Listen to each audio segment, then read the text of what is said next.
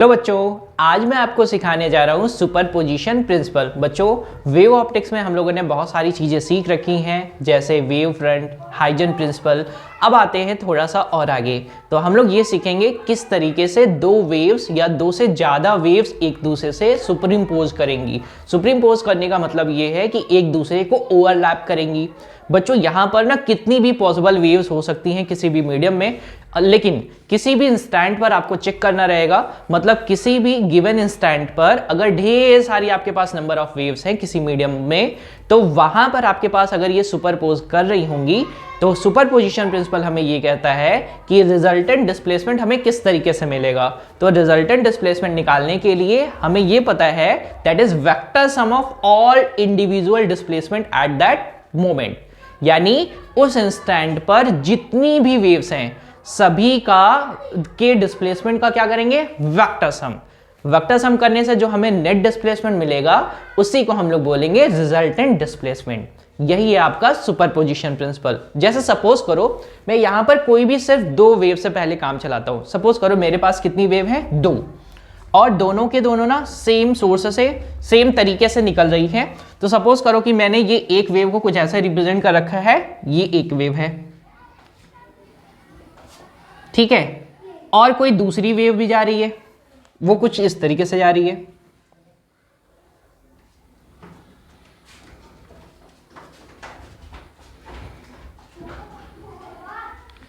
कोई तीसरी वेव भी जा रही है, कुछ इस तरीके से जा रही है।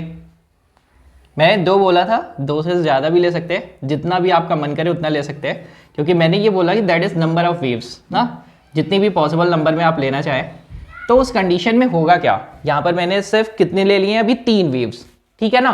तो करेंगे क्या, अगर सपोज करो कि पहली वाली वेव का डिस्प्लेसमेंट वो है y1, दूसरी वाली वेव का डिस्प्लेसमेंट है वो किसी भी इंस्टेंट पर y2 है, और तीसरी वाली का डिस्प्लेसमेंट किसी भी इंस्टेंट पर है y3।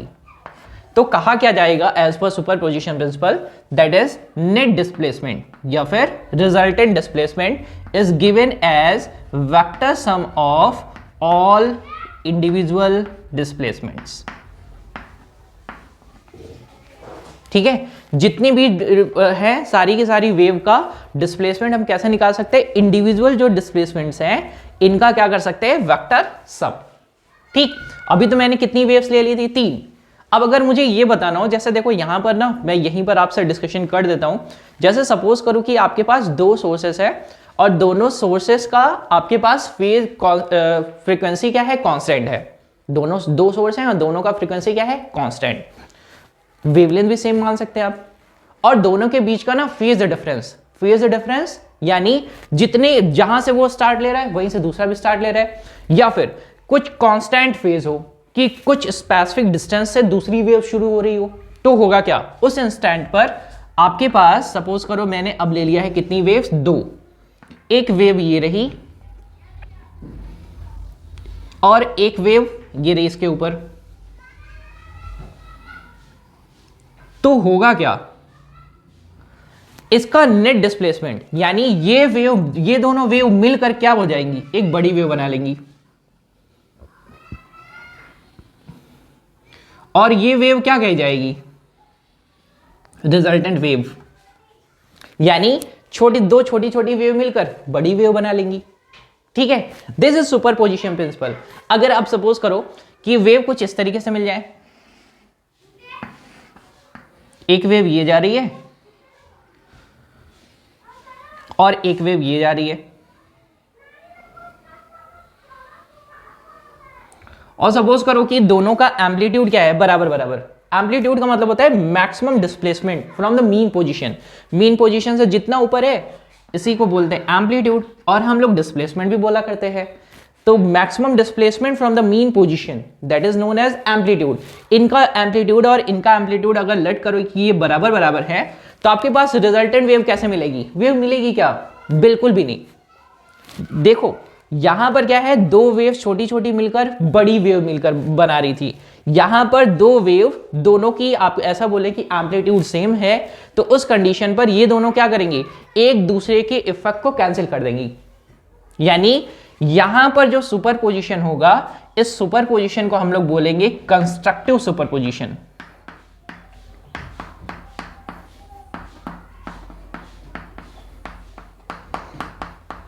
और यहां पर जो सुपरपोजिशन हो रहा है इसको बोलेंगे डिस्ट्रक्टिव सुपरपोजिशन।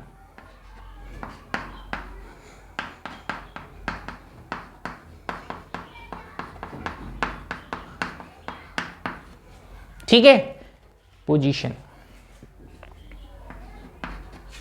यहां पर कैसा हो गया, डिस्ट्रक्शन हो गया, यहां पर क्या हो गया, कंस्ट्रक्शन हो गया। अब मैं एक बार स्टेटमेंट को फिर से आपको क्लियर करता हूं और ध्यान से समझाता हूं। अगर if number of waves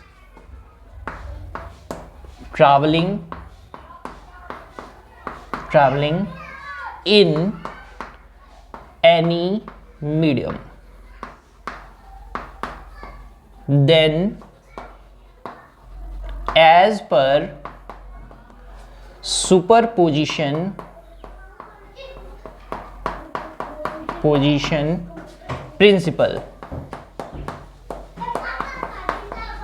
principle net or resultant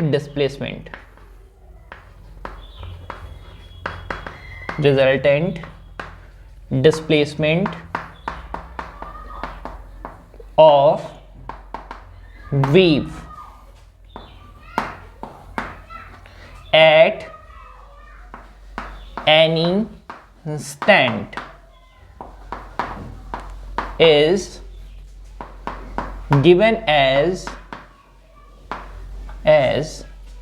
the vector sum of all individual displacement